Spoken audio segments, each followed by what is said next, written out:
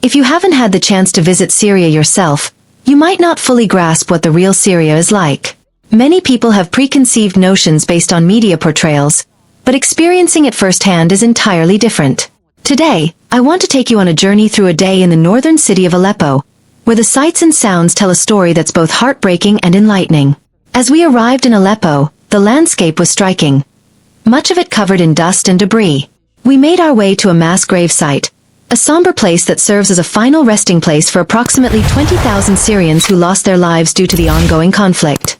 Standing there, I couldn't help but reflect on the scale of tragedy that war brings to communities. Each grave represents a life cut short, families torn apart, and dreams unfulfilled. After this somber visit, we decided to explore a nearby abandoned building. As I opened the door, a chill ran down my spine.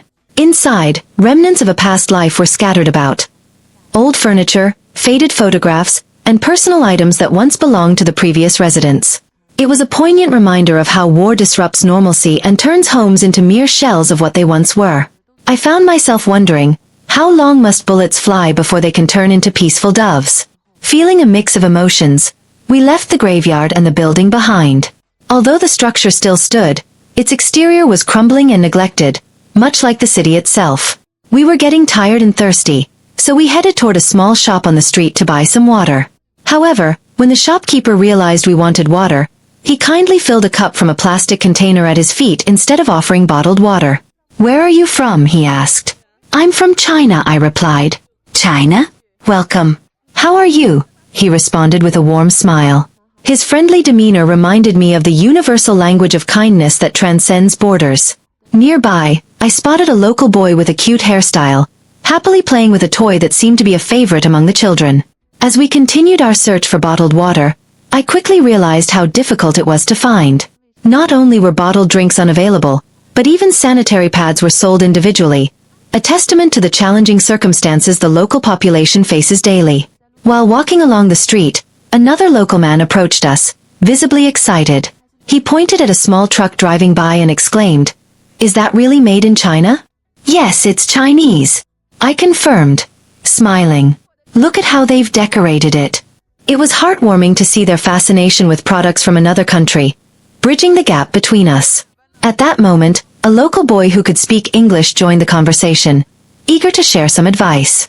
"This is a very public place," he said. "Today is Friday, the start of the weekend.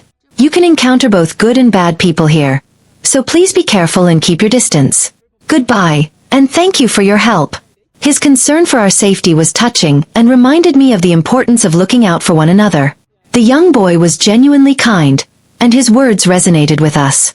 He explained that since it was the weekend, people would be more relaxed, but it was wise to remain vigilant. There's a unique atmosphere during weekends that brings out a mix of characters, some friendly and others less so. Overall, today has been quite an experience. Most of the people we interacted with were kind-hearted. At one point, a child playfully shouted at us, calling out to get our attention.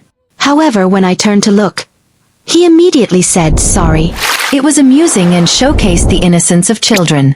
Throughout our journey, I noticed a keen interest in China among the locals. They often mentioned videos they had seen online, expressing curiosity about our culture. It was fascinating to witness this connection, showing that despite geographical distances, we share common interests and experiences.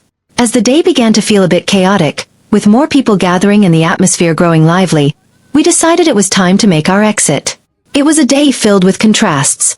Moments of joy intertwined with the harsh realities of life in a war-torn country. As we walked away, I felt grateful for the experiences shared and the stories learned. Goodbye, Syria. Until next time.